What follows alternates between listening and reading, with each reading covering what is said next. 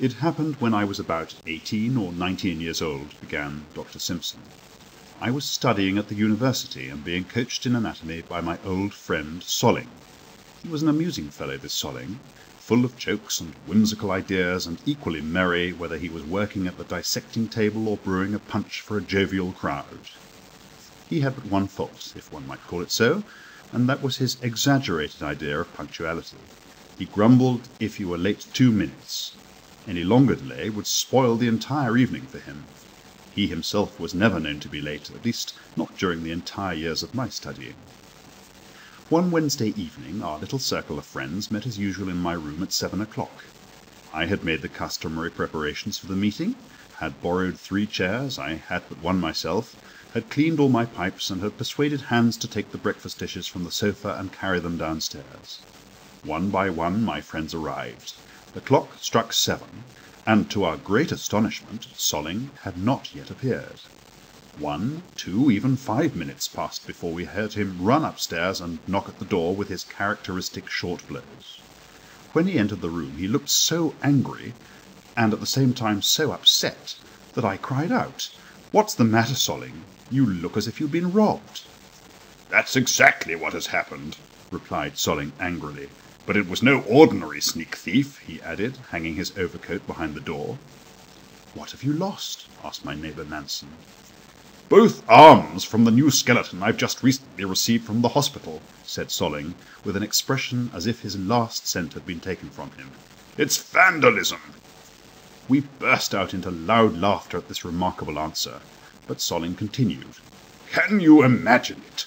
Both arms are gone, cut off at the shoulder joint, and the strangest part of it is that the same thing has been done to my shabby old skeleton, which stands in my bedroom.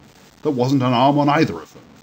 "That's too bad," I remarked, "for we were just going to study the anatomy of the arm tonight." "Osteology," corrected Solling gravely. "Get out your skeleton, little Simpson. It isn't as good as mine, but it will do for this evening." I went to the corner where my anatomical treasures were hidden behind a green curtain. The museum was what Solling called it. But my astonishment was great when I found my skeleton in its accustomed place and wearing as usual my student's uniform, but without arms. "The devil!" cried Solling. "That was done by the same person who robbed me. The arms are taken off at the shoulder joint in exactly the same manner. You did it, Simpson." I declared my innocence, very angry at the abuse of my fine skeleton, while Nansen cried, "Wait a moment, I'll bring in mine. There hasn't been a soul in my room since this morning, I can swear to that. I'll be back in an instant." He hurried into his room, but returned in a few moments greatly depressed and somewhat ashamed. The skeleton was in its usual place, but the arms were gone, cut off at the shoulder in exactly the same manner as mine. The affair, mysterious in itself, had now come to be a serious matter. We lost ourselves in suggestions and explanations, none of which seemed to throw any light on the subject. Finally, we sent a messenger to the other side of the house where, as I happened to know, was a new skeleton which the young student Raven had recently received from the janitor of the hospital. Raven had gone out and taken the key with him. The messenger whom we had sent to the rooms of the Eyston students returned with the information that one of them had used the only skeleton they possessed to pummel the other with, and that consequently only the thigh bones were left unbroken. What were we to do? We couldn't understand the matter at all. Solling scolded and cursed, and the company was about to break up when we heard someone coming noisily upstairs. The door was thrown open, and a tall, thin figure appeared on the threshold. Our good friend Niels Day. He was a strange chap, this Niels Day, the true type of a species seldom found nowadays. He was no longer young, and by reason of a queer chain of circumstances, as he expressed it, he'd been through nearly all the professions, and could produce papers proving that he'd been on the point of passing not 1, but 3 examinations. He had begun with theology, but the story of the quarrel between Jacob and Esau had led him to take up the study of law. As a law student, he had come across an interesting poisoning case, which had proved to him that a study of medicine was extremely necessary for lawyers, and he'd taken up the study of medicine with such energy that he'd forgotten all his law, and was about to take his last examinations at the age of 40. Niels Day took the story of our troubles very seriously. "Every pot has two handles," he began. "Every sausage two ends. Every question two sides, except this one. This has three." Applause. "When we look at it from the legal point of view, there can be no doubt that it belongs in the category of ordinary theft. But from the fact that the thief took only the arms when he might have taken the entire skeleton, we must conclude that he is not in a responsible condition of mind, which therefore introduces a medical side to the affair. From a legal point of view, the thief must be convicted for robbery, or at least for the illegal appropriation of the property of others. But from the medical point of view, we must acquit him, because he is not responsible for his acts. Here we have two professions quarrelling with one another, and who shall say which is right? But now I will introduce the theological point of view, and raise the entire affair up to a higher plane. Providence, in the material shape of a patron of mine in the country, whose children I have inoculated with the juice of wisdom, has sent me 2 fat geese and 2 first-class ducks. These animals are to be cooked and eaten this evening in Mattison's establishment, and I invite this honoured company to join me there. Personally, I look upon the disappearance of these arms as an all-wise intervention of Providence, which sets its own inscrutable wisdom up against the wisdom which we would otherwise have heard from the lips of my venerable friend Solling." Day's confused speech was received with laughter and applause, and Solling's weak protests were lost in the general delight of the invitation. I have often noticed that such improvised festivities are usually the most enjoyable, and so it was for us that evening. Niels Day treated us to his ducks and to his most amusing jokes. Solling sang his best songs, our jovial host Mattison told his wittiest stories, and the merriment was in full swing when we heard cries in the street and then a rush of confused noises broken by screams of pain. "There's been an accident," cried Solling, running out the door. We all followed him and discovered that a pair of runaway horses had thrown a carriage against a tree, hurling the driver from his box under the wheels. His right arm had been broken near the shoulder. In the twinkling of an eye, the hall of festivities was transformed into an emergency hospital. Solling shook his head as he examined the injury and ordered the transport of the patient to the city hospital.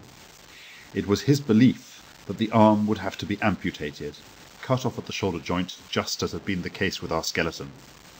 "Damned odd coincidence, isn't it?" he remarked to me.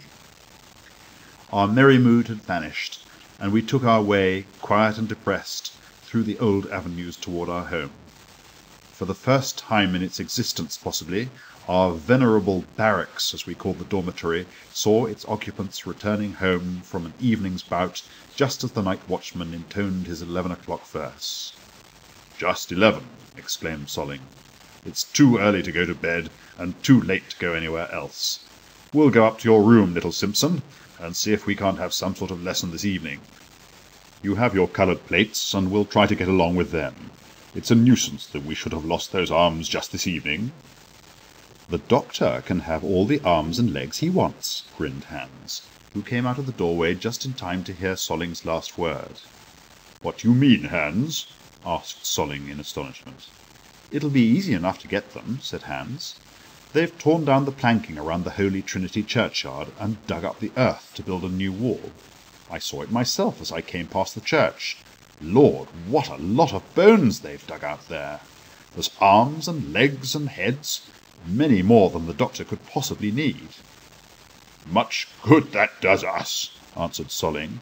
"They shut the gates at 7 o'clock, and it's after 11 already." "Oh, yes, they shut them," grinned Hans again. "But there's another way to get in.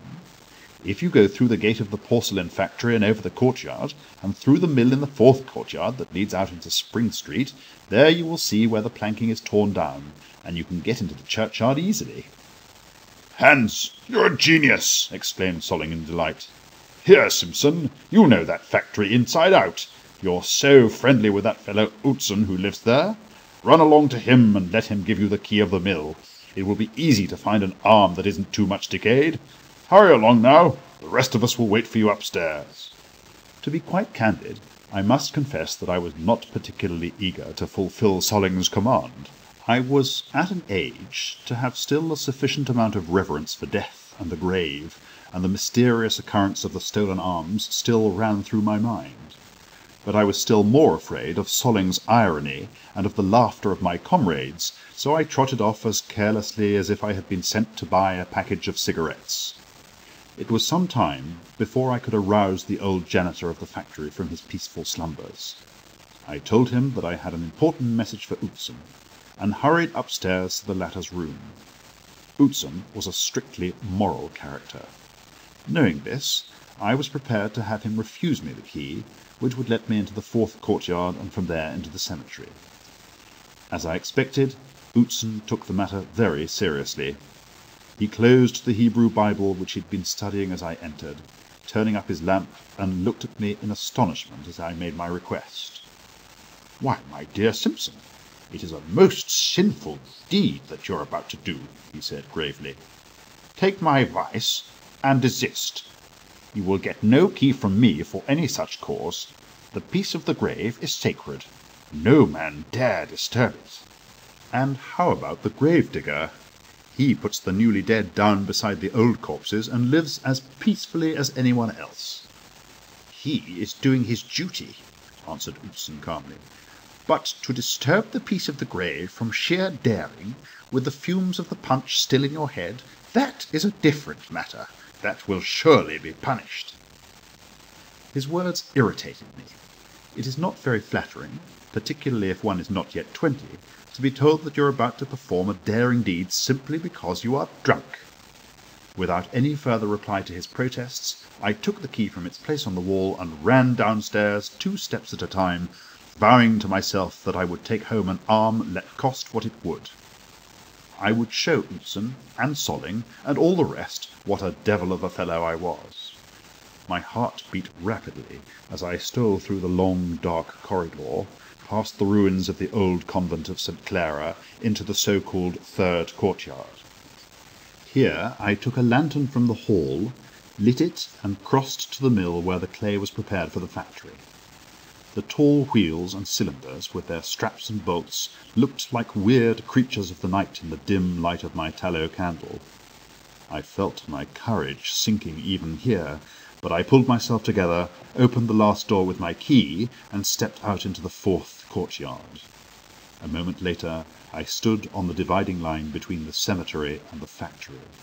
The entire length of the tall, blackened planking had been torn down. The pieces of it lay about, and the earth had been dug up to considerable depth to make a foundation for a new wall between life and death. The uncanny emptiness of the place seized upon me. I halted involuntarily, as if to harden myself against it. It was a raw, cold, stormy evening. The clouds flew past the moon in jagged fragments, so that the churchyard, with its white crosses and stones, lay now in full light, now in dim shadow. Now and then a rush of wind rattled over the graves, roared through the leafless trees, bent the complaining bushes, and caught itself in the little eddy at the corner of the church, only to escape again over the roofs, turning the old weather vane with a sharp scream of the rusty iron. I looked toward the left. There I saw several weird white shapes moving gently in the moonlight. "White sheets," I said to myself. "It's nothing but white sheets. This drying of linen in the churchyard ought to be stopped." I turned in the opposite direction and saw a heap of bones scarce 2 paces distant from me. Holding my lantern lower, I approached them and stretched out my hand. There was a rattling in the heap. Something warm and soft touched my fingers. I started and shivered. Then I exclaimed, "The rats! Nothing but the rats in the churchyard! I must not get frightened. It will be so foolish they would laugh at me. Where the devil is that arm? I can't find one that isn't broken." With trembling knees and in feverish haste, I examined one heap after another. The light in my lantern flickered in the wind, and suddenly went out. The foul smell of the smoking wick rose to my face, and I felt as if I were about to faint. It took all my energy to recover my control. I walked 2 or 3 steps ahead, and saw at a little distance a coffin, which had been still in good shape when taken out of the earth. I approached it, and saw that it was of old-fashioned shape, made of heavy oaken boards that were already rotting. On its cover was a metal plate with an illegible inscription. The old wood was so brittle that it would have been very easy for me to open the coffin with any sort of a tool. I looked about me, and saw a hatchet and a couple of spades lying near the fence. I took one of the latter, put its flat end between the boards. The old coffin fell apart with a dull, crackling protest. I turned my head aside, put my hand in through the opening, felt about, and taking a firm hold on one arm of the skeleton, I loosened it from the body with a quick jerk. The movement loosened the head as well, and it rolled out through the opening right to my very feet. I took up the skull to lay it in the coffin again, and then I saw a greenish phosphorescent glimmer in its empty eye sockets, a glimmer which came and went. Mad terror shook me at the sight. I looked up at the houses in the distance, then back again to the skull. The empty sockets shone more brightly than before. I felt that I must have some natural explanation for this appearance, or I would go mad. I took up the head again, and never in my life have I had so overpowering an impression of the might of death and decay than in this moment. Myriads of disgusting, clammy insects poured out of every opening of the skull, and a couple of shining worm-like centipedes, geophiles the scientists call them, crawled about in the eye sockets. I threw the skull back into the coffin, sprang over the heaps of bones without even taking time to pick up my lantern, and ran like a hunted thing through the dark mill, over the factory courtyards, until I reached the outer gate. Here I washed the arm at the fountain, and smoothed my disarranged clothing. I hid my booty under my overcoat, nodded to the sleepy old janitor as he opened the door to me, and a few moments later I entered my own room with an expression that I had attempted to make quite calm and careless.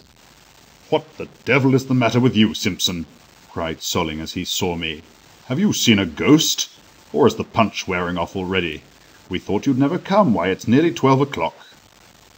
Without a word, I drew back my overcoat and laid my booty on the table. "By all the devils!" exclaimed Solling in anatomical enthusiasm. "Where did you find that superb arm? Simpson knows what he's about, all right. It's a girl's arm, isn't it beautiful? Just look at the hand, how fine and delicate it is. Must have worn a number 6 glove. There's a pretty hand to caress and kiss." The arm passed from one to the other amid general admiration. Every word that was said increased my disgust for myself and for what I had done. It was a woman's arm, then. What sort of a woman might she have been? Young and beautiful, possibly, her brother's pride, her parents' joy. She had faded away in her youth, cared for by loving hands and tender thoughts. She had fallen asleep gently, and those who had loved her had desired to give her in death the peace she had enjoyed throughout her lifetime. For this they had made her coffin of thick, heavy oaken boards, and this hand, loved and missed by so many, it lay there now on an anatomical table, encircled by clouds of tobacco smoke, stared at by curious glances, and made the object of coarse jokes. Oh, God, how terrible it was! "I must have that arm!" exclaimed Solling when the first burst of admiration had passed. "When I bleach it and touch it up with varnish, it will be a superb specimen. I'll take it home with me." "No," I exclaimed. "I can't permit it. It was wrong of me to bring it away from the churchyard. I'm going right back to put the arm in its place." "Well, will you listen to that?" cried Solling amid the hearty laughter of the others. "Simpson's so lyric. He certainly must be drunk. I must have that arm at any cost." "Not much," cut in Niels Daae. "You have no right to it. It was buried in the earth and dug out again. It is a find, and all the rest of us have just as much right to it as you have." "Yes, every one of us has some share in it," said someone else. "But what are you going to do about it?" remarked Solling. "It would be vandalism to break up that arm. What God has joined together, let no man put asunder," he concluded with pathos. "Let's auction it off," exclaimed Daae. "I will be the auctioneer, and this key to the graveyard will serve me for a hammer." The laughter broke out anew as Daae took his place solemnly at the head of the table and began to whine out the following announcement. I hereby notify all present that on the 25th of November at 12 o'clock at midnight, in corridor number 5 of the student barracks, a lady's arm in excellent condition, with all its appurtenances of wrist bones, joints, and fingertips, is to be offered at public auction. The buyer can have possession of his purchase immediately after the auction, and a credit of 6 weeks will be given to any reliable customer. I bid a Danish shilling.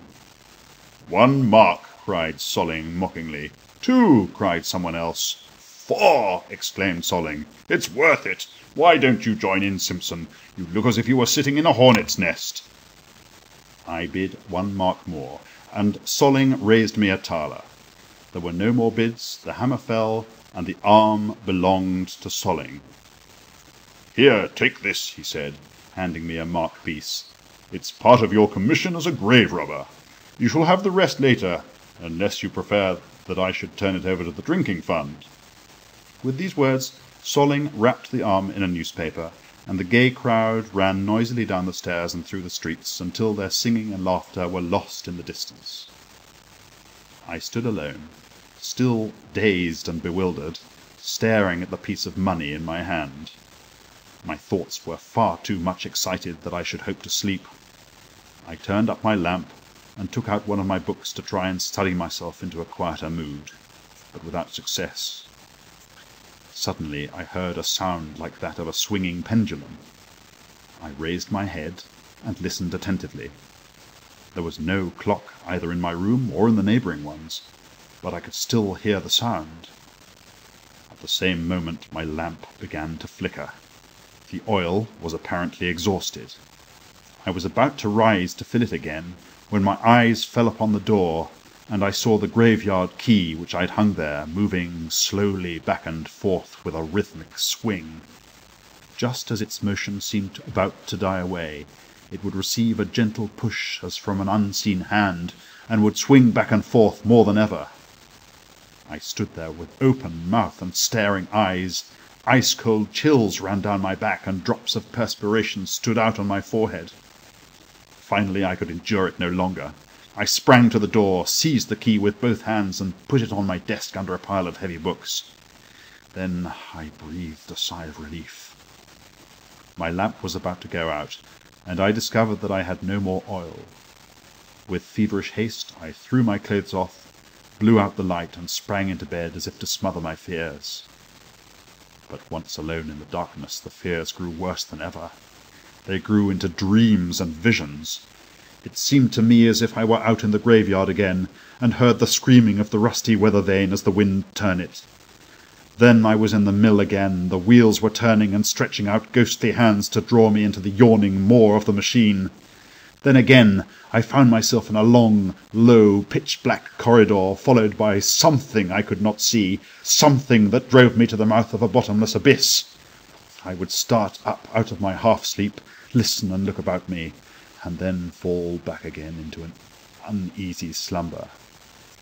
Suddenly something fell from the ceiling onto the bed, and buzz, buzz, buzz sounded about my head. It was a huge fly which had been sleeping in a corner of my room and had been roused by the heat of the stove. It flew about in great circles, now around the bed, now in all 4 corners of the chamber. Buzz, buzz, buzz. It was unendurable. At last I heard it creep into a bag of sugar which had been left on the window-sill. I sprang up and closed the bag tight. The fly buzzed worse than ever, but I went back to bed and attempted to sleep again, feeling that I had conquered the enemy. I began to count.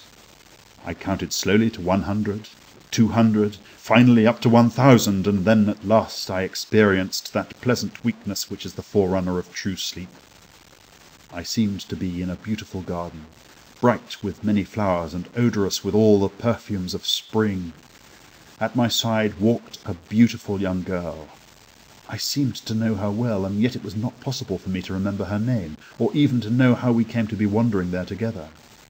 As we walked slowly through the paths, she would stop to pick a flower, or to admire a brilliant butterfly swaying in the air. Suddenly a cold wind blew through the garden. The young girl trembled, and her cheeks grew pale. "I am cold," she said to me. "Do you not see? It is death who is approaching us." I would have answered, But in the same moment another stronger and still more icy gust roared through the garden. The leaves turned pale on the trees, the flowerets bent their heads, and the bees and butterflies fell lifeless to the earth. "That is death," whispered my companion, trembling. A third icy gust blew the last leaves from the bushes. White crosses and gravestones appeared between the bare twigs, and I was in the churchyard again and heard the screaming of the rusty weather vane. Beside me stood a heavy brass-bound coffin with a metal plate on the cover. I bent down to read the inscription. The cover rolled off suddenly, and from out the coffin rose the form of the young girl who had been with me in the garden. I stretched out my arms to clasp her to my breast. Then, oh horror! I saw the greenish, gleaming, empty eye sockets of the skull. I felt bony arms around me, dragging me back into the coffin. I screamed aloud for help and woke up. My room seemed unusually light, but I remembered that it was a moonlight night and thought no more of it. I tried to explain the visions of my dream with various natural noises about me. The imprisoned fly buzzed as loudly as a whole swarm of bees. One half of my window had blown open, and the cold night air rushed in gusts into my room. I sprang up to close the window, and then I saw that the strong white light that filled my room did not come from the moon, but seemed to shine out from the church opposite. I heard the chiming of the bells, soft at first as if in far distance, then stronger and stronger until, mingled with the rolling notes of the organ, a mighty rush of sound struck against my windows. I stared out into the street and could scarcely believe my eyes. The houses in the marketplace just beyond were all little one-story buildings with bow windows and wooden eave troughs ending in carved dragon heads. Most of them had balconies of carved woodwork and high stone stoops with gleaming brass rails. But it was the church, most of all, that aroused my astonishment. Its position was completely changed. Its front turned toward our house where usually the side had stood. The church was brilliantly lighted, and now I perceived that it was this light which filled my room. I stood speechless amid the chiming of the bells and the roaring of the organ, and I saw a long wedding procession moving slowly up the centre aisle of the church toward the altar. The light was so brilliant that I could distinguish each one of the figures. They were all in strange old-time costumes, the ladies in brocades and satins with strings of pearls in their powdered hair, the gentlemen in uniform with knee-breeches, swords and cocked hats held under their arms. But it was the bride who drew my attention most strongly. She was clothed in white satin, and a faded myrtle wreath was twisted through the powdered locks beneath her sweeping veil. The bridegroom at her side wore a red uniform and many decorations. Slowly they approached the altar, where an old man in black vestments and a heavy white wig was awaiting them. They stood before him, and I could see that he was reading the ritual from a gold-lettered book. One of the train stepped forward and unbuckled the bridegroom's sword, that his right hand might be free to take that of the bride. She seemed about to raise her own hand to his, when she suddenly sank fainting at his feet. The guests hurried toward the altar. The lights went out, the music stopped, and the figures floated together like pale white mists. But outside in the square it was still brighter than before, and I suddenly saw the side portal of the church burst open and the wedding procession move out across the marketplace. I turned as if to flee, but could not move a muscle. Quiet, as if turned to stone, I stood and watched the ghostly figures that came nearer and nearer. The clergyman led the train, then came the bridegroom and the bride, and as the latter raised her eyes to me, I saw that it was the young girl of the garden. Her eyes were so full of pain, so full of sad entreaty, that I could scarce endure them.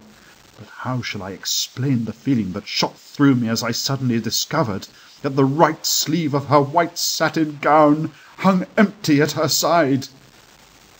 The train disappeared, and the tone of the church bells changed to a strange, dry, creaking sound, and the gate below me complained as it turned on its rusty hinges. I faced toward my own door. I knew that it was shut and locked, but I knew that the ghostly procession were coming to call me to account, and I felt that no walls could keep them out. My door flew open. There was a rustling as of silken gowns, but the figures seemed to float in the changing forms of swaying white mists. Closer and closer they gathered round me, robbing me of breath, robbing me of the power to move. There was a silence as of the grave, and then I saw before me the old priest with his gold-lettered book. He raised his hands and spoke with a soft, deep voice. "The grave is sacred. Let no one dare to disturb the peace of the dead." The grave is sacred. An echo rolled through the room as the swaying figures moved like reeds in the wind. "What do you want? What do you demand?" I gasped in the grip of a deathly fear. "Give back to the grave that which belongs to it," said the deep voice again. "Give back to the grave that which belongs to it," repeated the echo as the swaying forms pressed closer to me. But it's impossible. I can't. I sold it at auction," I screamed in despair. "It was buried and found in the earth and sold for 5 marks 8 shillings." A hideous scream came from the ghostly ranks. They threw themselves upon me as the white fog rolls in from the sea. They pressed upon me until I could no longer breathe. Beside myself, I threw open the window and attempted to spring out, screaming aloud, "Help! Help! Murder! They're murdering me!" The sound of my own voice awoke me. I found myself in my night clothes on the window-sill, one leg already out of the window and both hands clutching at the centre-post. On the street below me stood the night watchman, staring up at me in astonishment, while faint white clouds of mist rolled out of my window like smoke.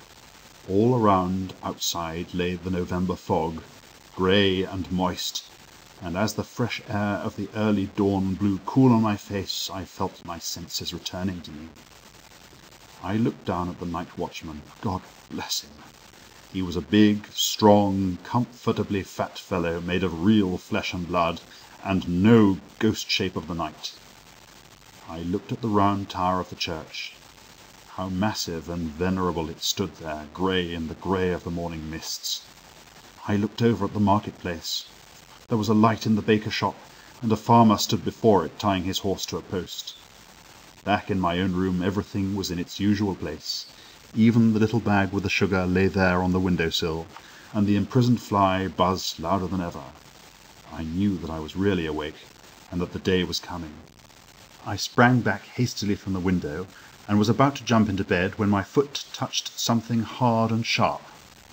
I stooped to see what it was, felt about on the floor in the half-light, and touched a long, dry, skeleton arm which held a tiny roll of paper in its bony fingers. I felt about again and found still another arm also holding a roll of paper. Then I began to think that my reason must be going. What I had seen thus far was only an unusually vivid dream, a vision of my heated imagination. But I knew that I was awake now, and yet here lay 2, no 3, for there was still another arm, hard, undeniable material proofs that what I had thought was hallucination might have been reality. Trembling in the thought that madness was threatening me, I tore open the first roll of paper. On it was written the name Solling. I caught at the second and opened it. There stood the word Nansen. I had just strength enough left to catch the third paper and open it. There was my own name, Simpson. Then I sank fainting to the floor. When I came to myself again, Niels Day stood beside me with an empty water bottle, the contents of which were dripping off my person and off the sofa upon which I was lying. "Here, drink this," he said in a soothing tone. "It will make you feel better." I looked about me wildly as I sipped at the glass of brandy, which put new life into me once more. "What has happened?" I asked weakly. "Oh, nothing of importance," answered Niels. "You were just about to commit suicide by means of charcoal gas. Those are mighty bad ventilators on your old stove there. The wind must have blown them shut, unless you were fool enough to close them yourself before you went to bed. If you had not opened the window, you would have already been too far along the path to paradise to be called back by a glass of brandy. Take another." "How did you get up here?" I asked, sitting upright on the sofa. "Through the door in the usual simple manner," answered Niels Daae. "I was on watch last night in the hospital, but Mattison's punch is heavy, and my watching was more like sleeping, so I thought it better to come away in the early morning. As I passed your barracks here, I saw you sitting in the window in your nightshirt and calling down to the night watchman that someone was murdering you.